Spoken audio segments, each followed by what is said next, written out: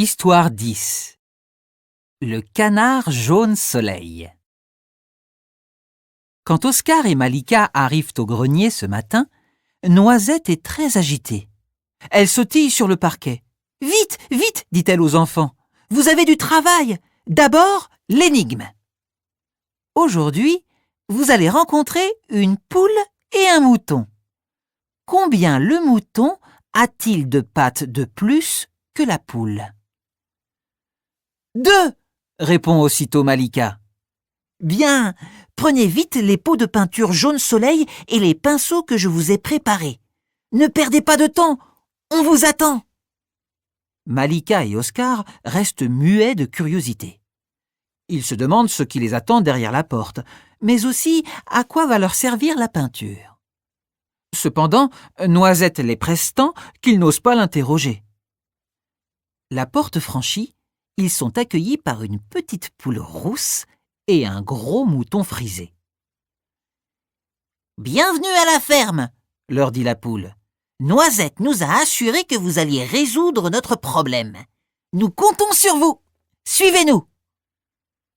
Obéissants et intrigués, les enfants suivent les deux animaux. Ils ne tardent pas à sentir une odeur nauséabonde. « Qu'est-ce qui sent aussi mauvais ?» demande Malika en se bouchant le nez. « C'est la maison de Lalo, le canard, » répond la poule. « Il est très gentil, mais il est très sale. Il passe ses journées dans les flaques de boue et refuse d'aller nager dans la mare pour se laver. Du coup, lorsqu'il rentre dans sa maison, il salit tout. Et maintenant, la mauvaise odeur est très présente partout. Les animaux de la ferme ont conseillé à Lalo de se laver, mais il nous assure qu'il est très heureux ainsi. Alors, nous avons pensé profiter de ce soleil estival pour nettoyer et repeindre sa maison. Vous voulez bien nous aider ? » « Pourquoi pas ?» répond Oscar. « Allons voir Lalo. » Lalo les reçoit avec un grand sourire et applaudit très fort lorsqu'il lui parle de leur projet de peinture.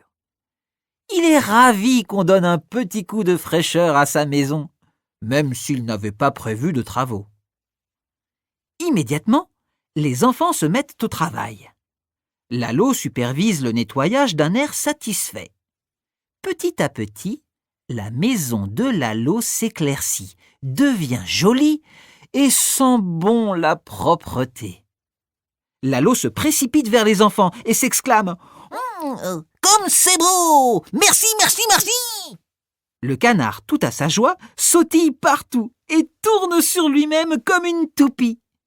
Tant et si bien qu'il perd l'équilibre et tombe dans le pot de peinture. Les enfants le regardent, surpris. Lalo est devenu un canard jaune soleil.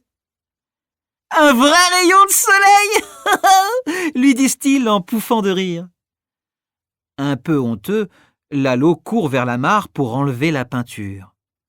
Une fois nettoyé de la peinture et des couches de boue qu'il avait accumulées, il aperçoit son reflet dans l'eau.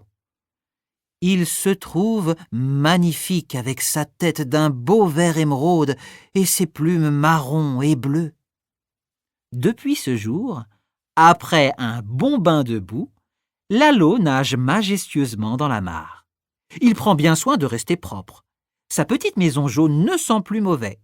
La poule, le mouton et les autres animaux de la ferme sont très fiers de leur canard. Avec ou sans peinture, c'est toujours un vrai rayon de soleil.